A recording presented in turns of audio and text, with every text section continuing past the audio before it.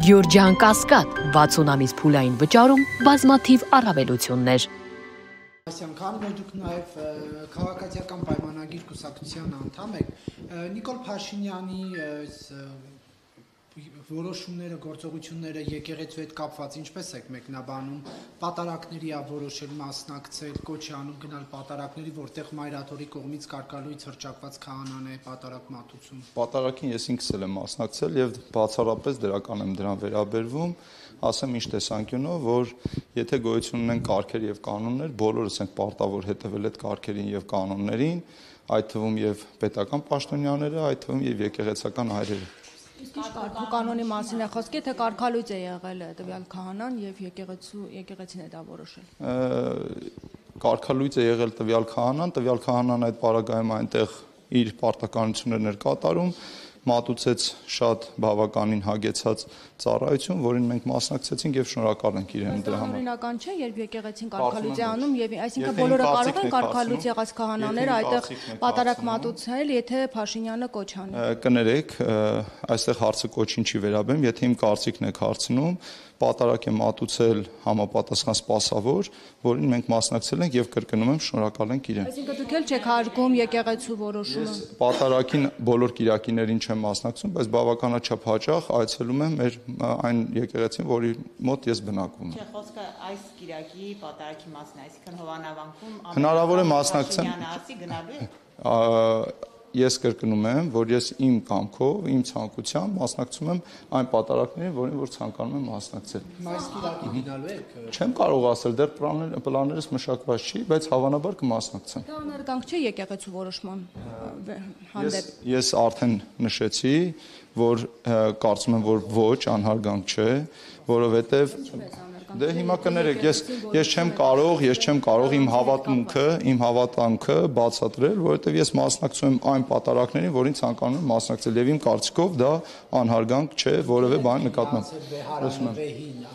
Նախաձեռնությանը դուք եք միացել։ Այդ որ նախաձեռնությունն Արեգ ջան։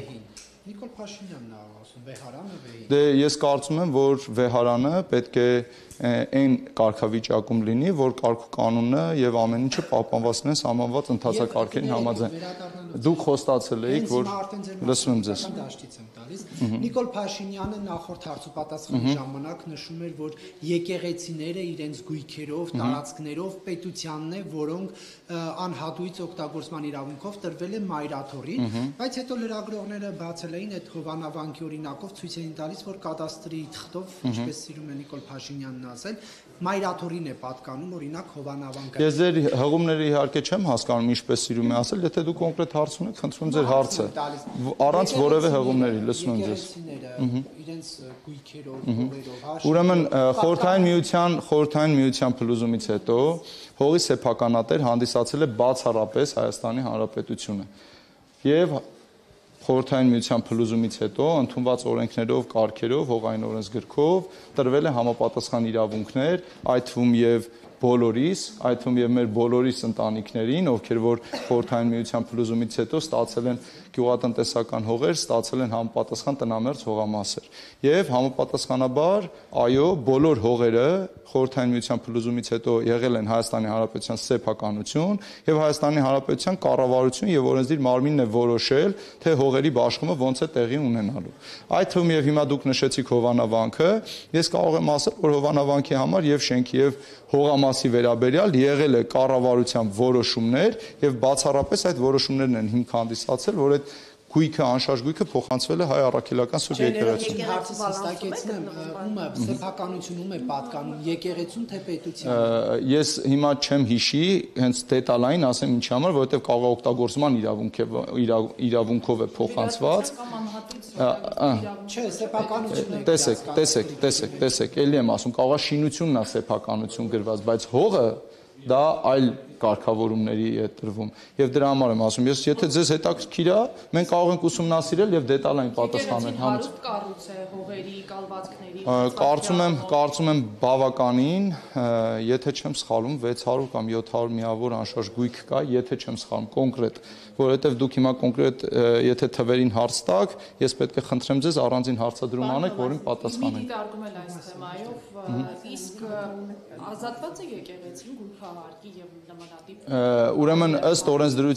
օրենսդրության արկա են եկեղեցապատկան այնպիսի օբյեկտներ, որոնք ազատված են գույքահարկից եւ հողի հարկից, բայց կան նաեւ այնպիսի գույքեր, որոնք որ վճարում են այդ հարկը։ Մասնավորապես որ գույքերն են, օրինակ մայրաթոռը վճարում է գույքահարկ։ Կներեք, չեմ կարող հենց հիմա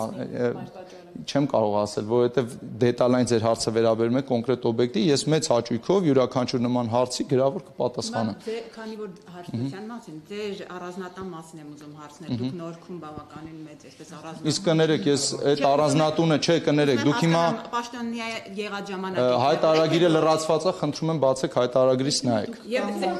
ժողովրդավար Հարգելիներս, ախր ինչ կապ ունի, ինչը պատմեմ 2019 թվականին, երբ որ պաշտոնի նշանակված չեմ եղել, աշխատել եմ։ Ինչ միջոցներով, Ամյատ ասֆալտապատման տեխնիկական ընկերությունում եք։ Հա, բիզնեսն եք այսինքն։ Ոչ, սխալ եք մեկնաբանում։ Ինչ միջոցներով եք։ Ես միշտ մասնագիտական ոլորտում ծառայություններ եմ մատուցել, եղել եմ ամբիոնի վարիչ, դասախոսել եմ։ Դասախոսը այդքան կարող է։ Կներեք, հարգելիներս, ամեն ինչ հայտարարագրված է, խնդրում եմ բացեք եւ կարդացեք։ Լավ, մի հարց հետ կապված է, հայտնի ծեծի թեման դեռ չի փակվել եւ ուզում ենք հասկանալ, դուք ինչ կարգավիճակ ունեք այս պահին։ Դրա վերաբերյալ ես շատ մանրամասն հարցազրույց եմ տվել կառավարության շենքում, մանրամասն բացատրություններ եմ տվել դրա վերաբերյալ։ Ես հրավիրվել եմ հարցաքննության, դետալներ չեմ կարող բացահայտել, եթե ցանկություն ունեք դետալներին ծանոթանալ, դիմեք։ Ինչ կարգավիճակով եք հիմա դուք մասնակցում այդ։ Ես հրավիրվել եմ հարցաքննության, մնացած վերաբերյալ ես չգիտեմ իրավաբանորեն ես իրավունք ունեմ տեղեկատվություն ձեզ փոխանցել, թե ոչ, կարող եք դիմել քննչական մարմնին, իրենք ձեզ մանրամասն կպատասխանեն։ Թոմասյան, մի հարցի հետ կապված կուզեի անդրադառնալ Կիրանցի այդ սահմանազատումը, որ եղավ, հետո հայտարարվեց նաև դուք էլ Դրա վերաբերյալ էլ ձեզ է բազմաթիվ անգամներ հարցազրույց եմ տվել։ Կարտեզների անճշտությունների մասին եք դուք ասում, հետո նաև ասցիք, որ այդ ուղղությամբ աշխատանքներ են տարվում այդ անճշտությունները վերացնելու։ Հիմա քանի որ առաջիկայում էլի սահմանազատում է լինելու եւ այլն շարունակվում է գործընթացը, ուզում եմ հասկանալ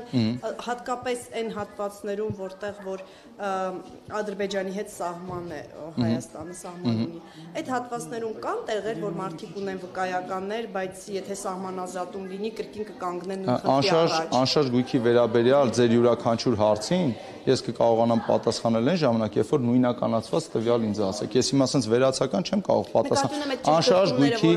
նայեք, կադաստրային քարտեզների մեջ արկա են բավականաչափ սխալներ, դրա վերաբերյալ կա կառավարության որոշում եւ այս պայդրությամբ նաեւ մենք մշակում ենք օրենք, գույքի գրանցման օրենքի մեջ փոփոխությունների փաթեթ, որը կոնկրետ անդրադարձ է կատարում կադաստրային քարտեզների սխալներին։ Դա գաղտնիք չէ, բոլորին էլ պարզ է եւ հասկանալի, որ նման խնդիրներ կան, բոլորս էլ մեր առօրյայում հանդիպում ենք։ Դեպքը, երբ որ կբացահայտվի, դեպքը կուսումնասիրենք կպատասխանենք։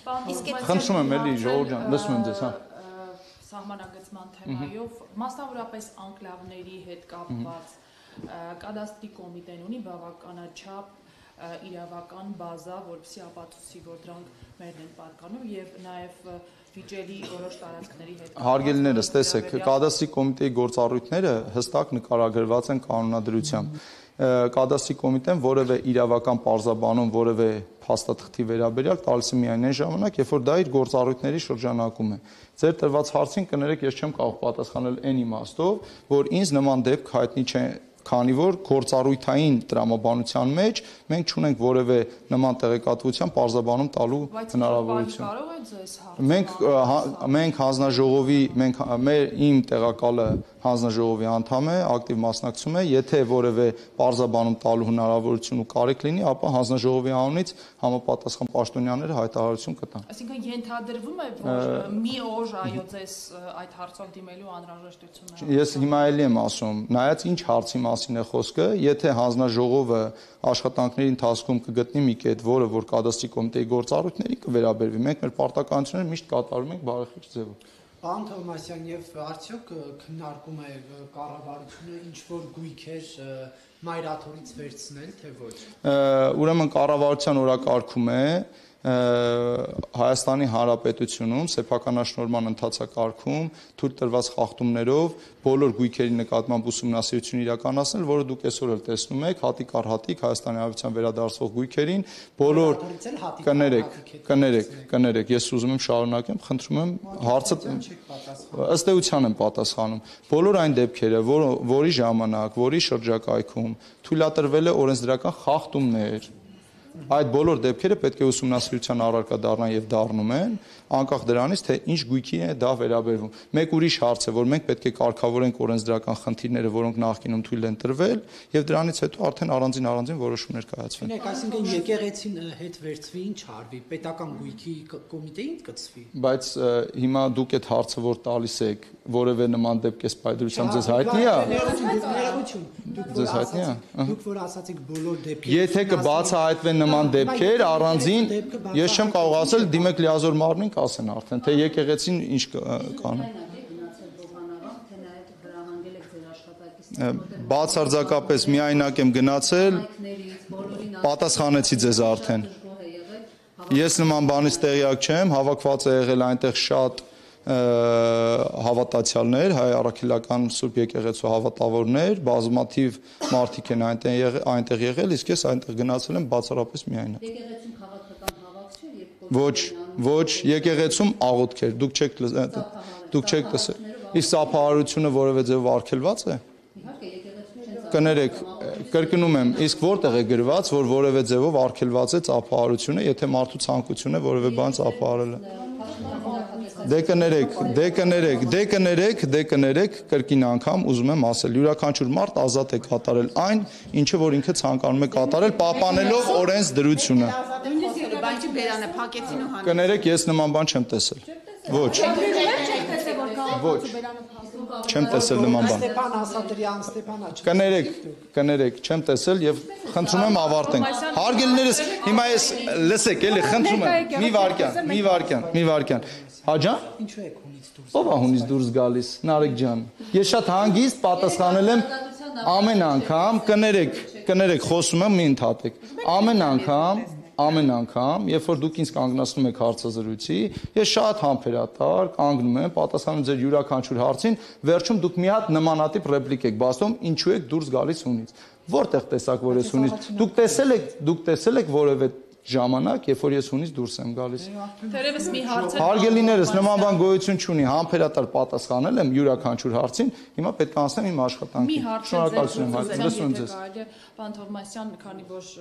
գույքերի թեման արձարծվեց, թույլ տվեք հարցնել, եկեղեցականներից, հոգևոր սպասավորներից շատ են մարդիկ, սուբյեկտներ, որոնք գույքեր ունեն, մասնավորապես ապօրինի ծագման, գիտենք, որ Տեր Նավասարդ arczepiskopos Կոճոյանի գույքի օրինականությունը վիճարկվում է դատարանում։ Նրա կարգավիճակում գտնվող այլ եկեղեցականներ կան, որոնց գույքը Տեսեք, ես տեղեկատվություն չունեմ նախ եկեղեցականների վերաբերյալ, այսինքն եթե Հայաստանի Հանրապետության քաղաքացի է, աշխատավայրը, որպես այդպեսին կադաստրի կոմիտեին հայտնի չէ։ Եթե դուք գիտեք որևէ սուբյեկտի վերաբերյալ հարցման ժամանակ տեղեկատվությունը, եթե ազատ է, տեղեկատվությունը կադաստրի կոմիտեն համապատասխան տեղեկանքով տրամադրում է այդ տեղեկատվությունը, բայց աշխատավայրերի վերաբերյալ կադաստրի կոմիտեում ինֆորմացիա չկա այս դեպքում։ Ես ձեզ համար հատուկ կարող եմ ցույց տալ, թե ինչպես է եւ ձեր վերաբերմունքը։ Ինչի վերաբերյալ։ Առանձին կուսումնասիրեմ, շնորհակալ։ Ես եմ շնորհակալ շատ։